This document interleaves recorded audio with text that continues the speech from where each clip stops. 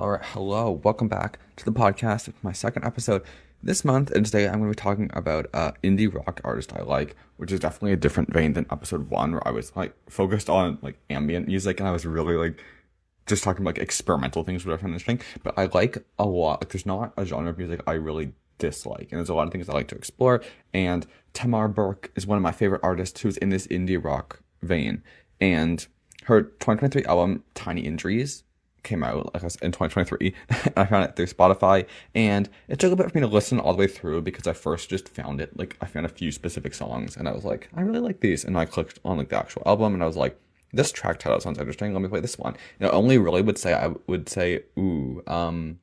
early summer 2025 is when I listened to the whole thing for the first time, because I bought the album on Bandcamp, and this was before I was this was before I was paying monthly for a streaming service, so I really didn't have much music I could listen to offline. So when I bought the album on Bandcamp, there wasn't really much else I could listen to, which was by my own choice. So I listened to the album a lot during commuting, and it never really got old. It was a very good album. I'd say over time I liked it more and more and more. So this episode is going track by track of the album Tiny Injuries by Tamar Berk, and why I think it's such a flawless body of work. So Tamar was based in California, I believe now, and she was a part of a lot of bands in the 90s, and I found this podcast of her talking about her new 2025 album, and it struck me, it's interesting how she mentions how solo projects were almost always her goal, and she wanted to have total control in the music she was making, but only really since the pandemic did this happen. As she sings, she writes, and she produces all the songs that are in Tiny Injuries. In the podcast, shared these specific visions she has for songs, which was interesting to me. I really love how intentional everything is in the music. And I find when a song is very intentional, it makes me enjoy it more, even if it's a song which I don't really like. It's knowing the artist's thought process through every aspect of it, and how some parts weren't just there because they happen to be there. That really makes me appreciate the music more, even if it's not something I like. Although I do like Tiny Injuries, so it's kind of the best of both. And she's released 5 albums now in 5 years. So although she never said it in the podcast, it's almost like her dream did come true. She's doing all this work herself, and she's having success with it on streaming. I believe all her solo works are available on vinyl and CD. You can buy them on Bandcamp and stuff too, which is really great. And Tiny Injuries had a number of features with guitar and bass and drums and stuff, but Tamar, from my understanding, is the mastermind behind it all, and so clearly has this vision, which the podcast shares and proves. But then seeing in the music, I also think she's so intelligent in her writing. The music's so defined instrumentally, and it's very professional sounding in production too, despite her being an independent artist. So to roughly run through her solo project discography, I don't really know all the bands and stuff that she was in. I know a few of them because I have dug a bit deep, but I haven't actually listened to those projects, so I feel I can't really talk about them. But in 2021, she released The Restless Dreams of Youth. 2022 was Start at the End. 2023 was Tiny Injuries, my favorite. 2024 was Good Times for a Change, and then OCD came out last September 2025. And OCD's been on repeat for me too, with a lot of interesting things I could talk about, I think. But Tiny Injuries is my favorite release from her, I'd say lyrically and production-wise. And I find that something specific is the track list order is just incredibly effective. It just works for me. Each song, how it goes from a louder rock song to one which is kind of more piano based, and the ending track is a very good ending. The starting track is a very good opening. I think all her projects are good, but this one especially, just the track list order really sets it apart for me, just because it is so effective. And I would also say the album has got better over time. I listened to it so many times throughout commuting and things, like I've said, because I bought the album when I didn't really have any access to any other music. And as always, I'd say check out Tamar and all of the other artists which I may reference during this episode. Her music's on streaming, it's on Bandcamp. Get those vinyls, get those CDs. I want to get a CD, but the thing is, because I already bought Tiny Injuries, which I've said 1,000 times now, I don't know if I want to then get the CD, because it's already bought the music. But her newest album, OCD, I might get the CD for that at some point. I do want to. So, with any releases, talking about these songs, I'm kind of basically be going kind of track for track and talking about the song and what I like about it, and specifically lyrics I like. But I should say that everything's kind of up to my own interpretation. From some lyrics or other context I have to go off. Sometimes it's kind of obvious what she's talking about, but other times it is just how I see it. And personally, I think even if I'm viewing something a line or the intent of a song differently from what it's meant to be, I don't really see that as a problem, because I'm getting meaning from it still. And plus, as you'll find, I have many, many positive things to say. Even if like I'm interpreting a song wrong, it's like, if I'm still getting something from it, I don't think that that's like a bad thing. And there are many interpretations of these songs. And I know on Bandcamp, she kind of shared a portion of some things that the album is about. But so some ideas based on there, but then some ideas are just like reading the lyrics, because I wouldn't say she's a super abstract lyricist, which I like, because there are other artists I like, for example, Y Oak, but those lyrics are so abstract and they like lack nouns or like really descriptions. It's very like theoretical in how it's written. So it's like, what are you talking about? I don't know. But for Tiny Injuries and her other work, but I'd say even specifically Tiny Injuries, you can get a good picture in your mind of kind of what's happening, and like it sets a specific tone. When I say for Y Oak, it doesn't do that. I still like the music, but this isn't even about them. That was kind of an aside. I have like a rough notes of what I'm talking about, and that was not on here, but I thought I had to mention it. So, to start, the first track is called If You Know, You Know. It's a bold start, and it works effectively as an opener. I think it shows what's to come in the album, and it touches around like the general thesis. I put thesis in quotes. It's kind of my thesis of it, in the themes of the album. The opening lines of the whole album are, the sun goes up, but I'm already down. Wander room to room, but you're nowhere around. And to my understanding from Tamar's little paragraph about this album on Bandcamp and other places, Tiny Injuries, I quote, is in the wake of her dad's passing and works through, again, quote, through grief and into acceptance. So these opening lines could be about this passing, but I feel like there is an opportunity to interpret this in many ways. In a personal ways to me, sometimes I feel like, as the sun's rising, I already feel down. And she later states, I'm in over my head. Like it's quite a general feeling which you can have. And kind of from there, I wouldn't say that this is a sad album. I'd say that it's more complex than that, despite it being about someone close to her passing away, as I think an inspiration for a lot of these songs are what they started off to be about. Some of these songs are about longing, and some of them definitely are about grief. At its core, I say Tiny Injuries being about change, and like the many feelings that come with that, quite a bit negatively, but also some positively. Though, specifically for this first track, If You Know, You Know, the chorus adds kind of onto this idea of misery or a constant negative state being around you. She says, and someone told me that a white lie is okay every once in a while. And I think about that every time I'm ready to say what's on my mind. This is such a creative way to describe having negative feelings and not really wanting to express them or knowing how to express them. And it makes sense with kind of like our culture greeting, like, how are you? And you just say, I'm doing good. It's not actually a question. And that's kind of the story being implied here. She's like, when someone asks me how I'm doing, I think of when someone told me that, like, if I just tell a white lie, like, it's okay. Because it's like, I don't want to bother that person and so on. I think it's kind of like a cultural thing. But it is very true. And like I said, I think it's a creative way to describe it. It's a really great first track. And I think it's one of the most popular of the album. The next track is called Sunday Driving, and it also is one of my favorites. However, I feel like for this episode, I'm going to be saying about like every track, but Sunday Driving is like actually one of my favorites. For me, this is a good example of like the indie rock sound that Tamar has. It's not really a genre I listen to a lot, but this song reminds me of some of the other works done by Y Oak. Like specifically, I'm thinking of their song like Tattoo. I'm sure they have others, and also some of the work by the duo The Radio Department, like in their album Clinging to a Scheme. It has like that similar kind of rocky sound, but it isn't like a sound I dive into a lot, and both those are kind of niche. So my point is that I don't really listen to a lot of stuff like this. So that's what makes Sunday Driving so striking, especially if it's in my playlist. But like the instruments of guitars and how Tamar sings, it's 3,000 miles away. Don't remind me. Almost in like this sarcastic, bitter way. It's really addicting to listen to, and it's a great track. I don't really have too much to say about that one though. And the next song is called What's Become of Me, My Friend. And I think this showcases some of her best writing on the album, and it adds to my thesis about Tiny Injuries being about change, and change kind of as an overall neutral term, despite the challenge and confusion that comes with it, I guess specifically in her case. She writes, I'll write it all down like I did before, but no one will answer because I'll never hit send. What's become of me, my friend? This is perfectly said, and it brings to me like this picture of how like depression or an event can turn you into somebody you don't really recognize. It leaves you almost like begging to yourself, wondering what happened, and also like the isolation it can have where you don't send that message. And it works also with that opening track where it's like, I don't want to tell people really how I'm doing. In the second lines, in the lines of the second verse, this is pushed even further with the instrumental building up, it like explodes into these layers of sound that play both above and beneath Tamar's voice. She says, something about me is just not the same. I feel it in my blood and in my DNA. And yeah, that's a great line too, I think. It is about change. This song, I'd say specifically.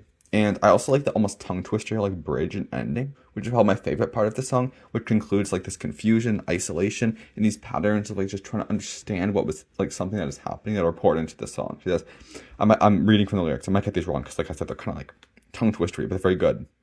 I wish I could tell you that it's not so bad, but then I'd be lying about the luck that I've had. I used to be sure about the claims that I made, but now I second guess everything that I say. I admire how bluntly this is written, and lyrically, I think it connects, like I said, to the opening track. Like, I wish I could tell you it's just all okay, then that would be a lie. Next is a song called Permanent Vacation, which picks back up, as Tamar states, I try to say I'm alright. Again, I don't really much to say with this, but it adds to the overall theme, and it is a good track. The next song is called Cash Out, and it is one of my favorites too. It's the first slower track if you're playing chronologically through Tiny Injuries, and because of the guitars and drums that swirl around in the other songs, it took a bit until my attention was really drawn towards this one. I listened to the song, of course, but I never really like meditated on it initially as I did for the others. The piano and like a sound is a synth. I don't know, but it's more calming than the other tracks. And Tamar shares ideas of like wanting to give up, which is presented through this really interesting metaphor. I'll never break when you're in front of me, but why should I care if I crash now?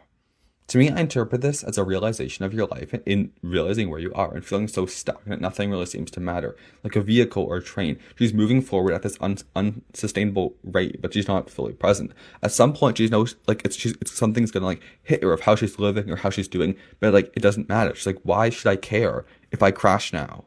It's like there's like nothing really matters. And it is a dark song in that sense, but I think it can be applied to like a lot of aspects of life, although you can interpret it like this as being like feelings again from like her dad's passing.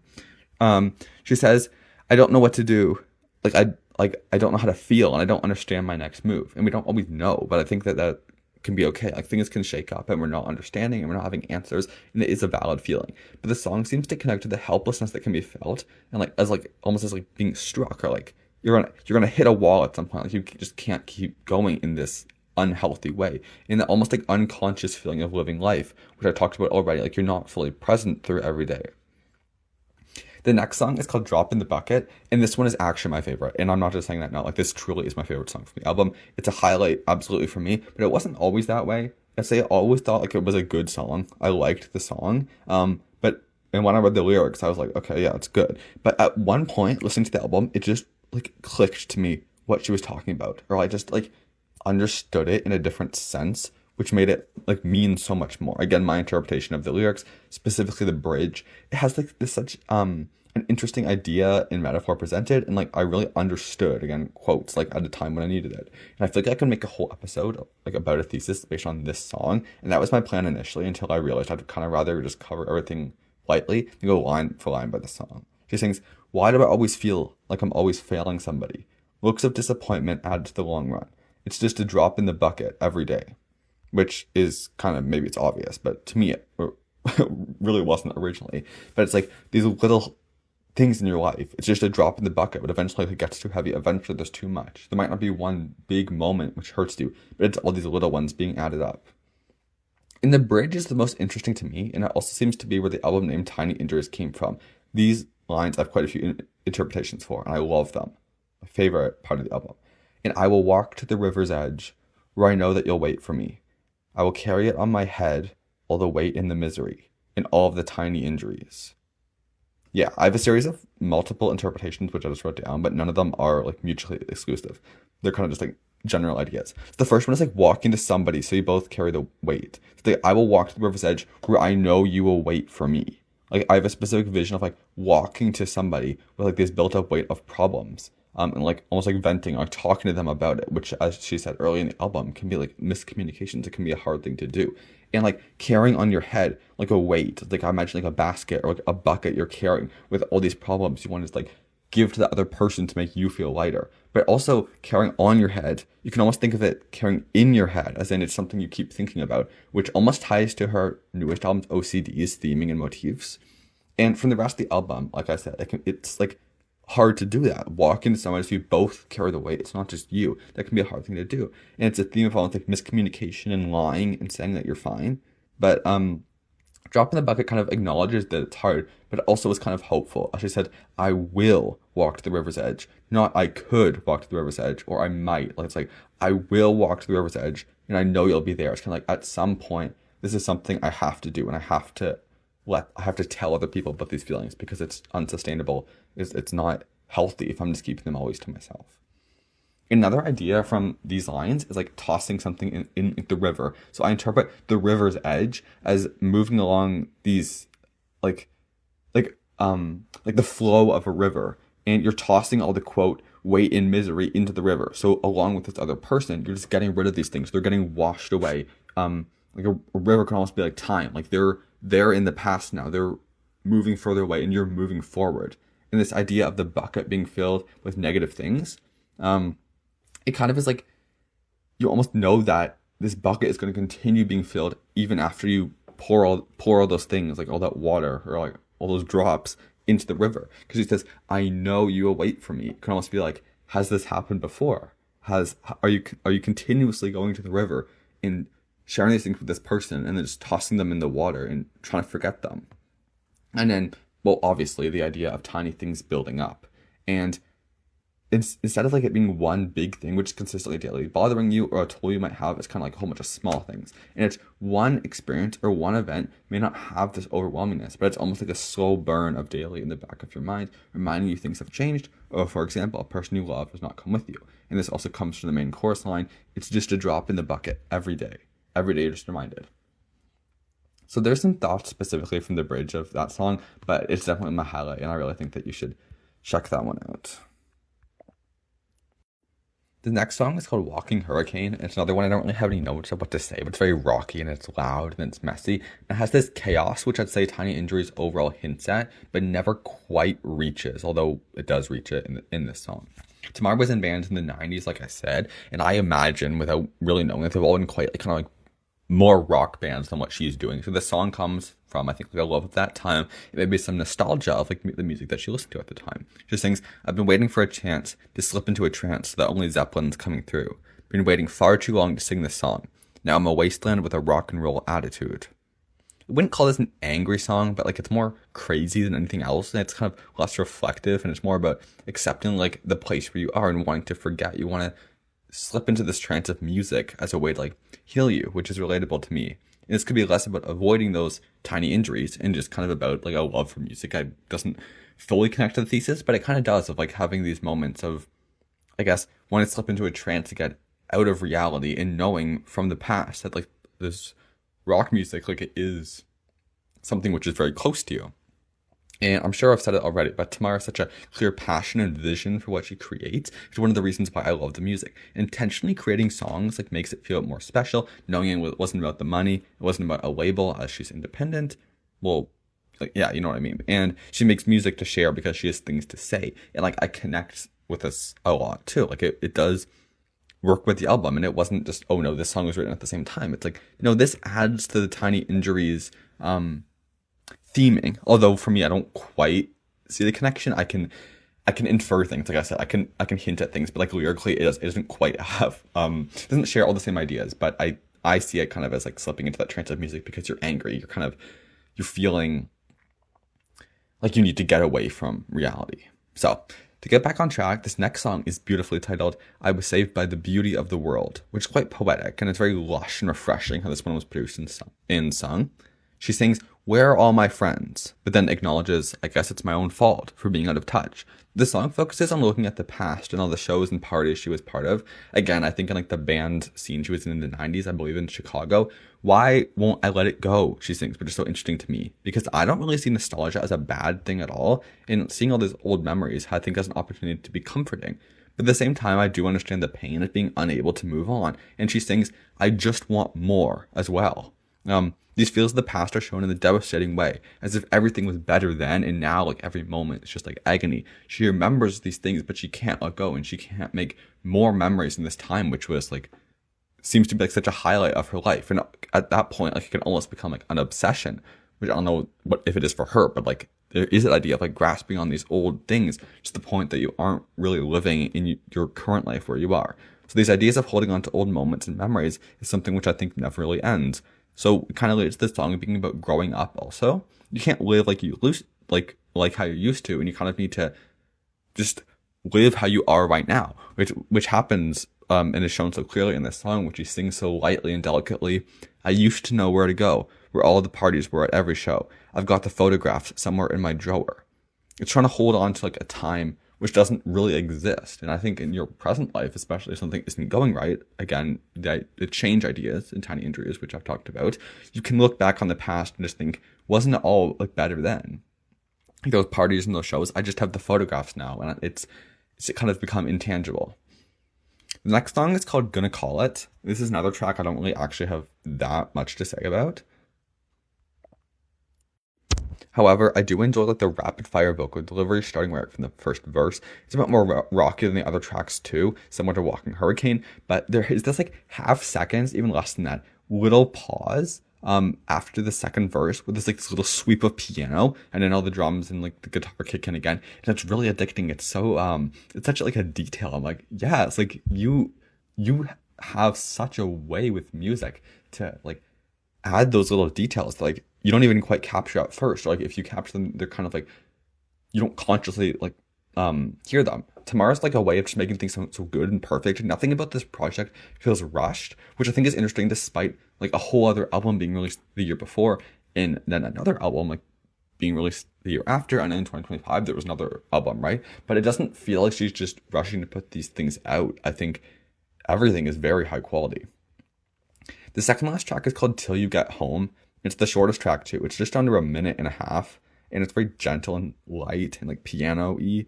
And to be honest, it's really the only track where like I don't love it, but there's nothing actually wrong with it. Just personally for me, I don't really like it. It's a pet peeve of mine for an artist to sing about the fact that they are writing a song, or like they're singing a song, or that they perform shows and stuff. Well, not even always, but sometimes it is. And in this song, it's just like a generally weird thing to me. But like she says, I'm only writing this little song to give you a letter when things go wrong. I'll put it on my next record just to make sure that it's been heard. And for me, this like kind of just takes me out of the music experience because it's not something I can really relate to. And it's just, it almost kind of feels like filler lines to me, even though I don't, like, obviously those lines were like written intentionally and they're meant to be there. Just personally for me, there's nothing wrong with it. Just, it's like a pet peeve for me for an artist to mention the fact that they're writing a song. Another example of this to kind of show what I mean is the song On and On and On by Maggie Rogers, where she sings in the chorus, it goes on and on when you hear this song. It's like, okay, that sounds like filler. Though I think Tamar did a better job than Maggie, because Maggie's line doesn't even really make sense. Although I love Maggie Rogers too. Check out the album that song's from. It's called Don't Forget Me. It's a good album overall, but that writing for Maggie, I kind of like had to roll my eyes at, because I just think that's like not a creative lyric. Tamar's isn't actually that bad. Until You Get Home overall isn't that bad. It's quite like a reflective and sweet ode, I imagine, to somebody. She sings, I know I'm the only one for you. I know that you might not see it, but every day I'll guarantee it. And it ends kind of bittersweetly, where she says, I guess I'm on my own until you get home.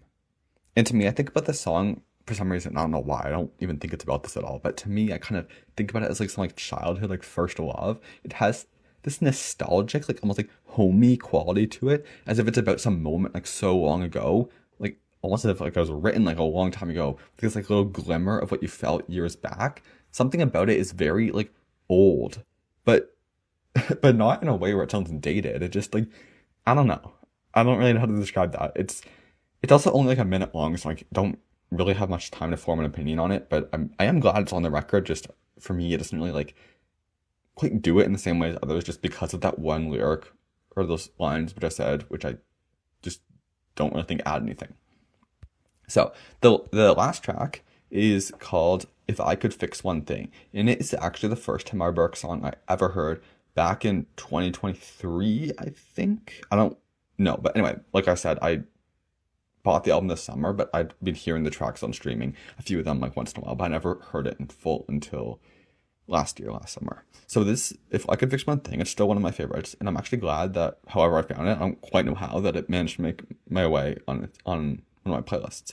I actually found out recently that the song was released by a band or a duo Tamar was part of in the early 2010s called The Countdown, so it isn't actually new, but like I'm still glad that it was released again because of the sad and honest lyrics. I think it works very effectively as a closer.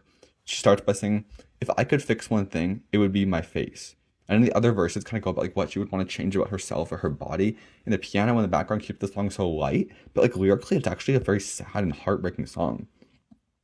What makes this track stand out is how it builds up, developing texture and a louder sound. At the climax of like musically climax, it contains the spoken word section, which is of a journal entry, I can only assume, was written by her from 1985. The journal like continues these themes of self-identity, but also, as all throughout Tiny Injuries, change. I'm really gonna change, she reads, like she says in the song. I'm sick of myself right now. Including such a vulnerable piece of writing of your past younger self is like such a brave thing to do, but it really connects with me well for the album theme. I'm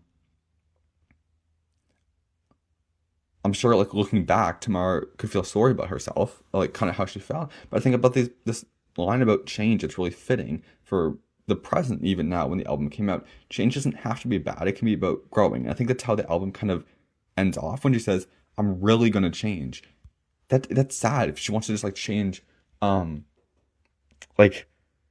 If I could fix one thing, it'd be my face. If she wants to just change who she is, like that is sad. But I think the line "I'm really gonna change" on its own is quite neutral. So I love how the album like ends off with the spoken word section. As sorrowful it can seem, it has this light touch of positivity. Change out of your control is scary, but changing yourself is something you always can work towards. And that's part of what she said in her Bandcamp description. The song is about grief, but it also is kind of about like moving forward, and then in some words, acceptance. So yeah, that covers everything. Tiny Injuries isn't sad. It's about communication and confusion, about healing and accepting that healing is hard, and also how it can be hard to ask for help. It's about longing and being unable to figure out how to live a life where change is happening, but it has hope still. And you can say to yourself, I'm really going to change. And just like Drop in the Bucket says, you can walk to the river's edge and let the water just like push away every fear, concern, and tear. But it takes time, and recognizing the ups and downs of healing is portrayed no better than listening to Tiny Injuries from start to back. Make sure you support, go listen to this album, support Tamar. Maybe 2026, new album. I don't know. It seems that it is a yearly thing, but I'm excited for whatever comes next. But Tiny Injuries, I think, clicks for me in such a way that I just had to share kind of my thoughts about it. And let me know if you enjoyed. If there's any artists you think I should check out that are in the indie rock genre that I'm kind of unfamiliar with. And I will see you next time, either for another episode or for a video. Thank you.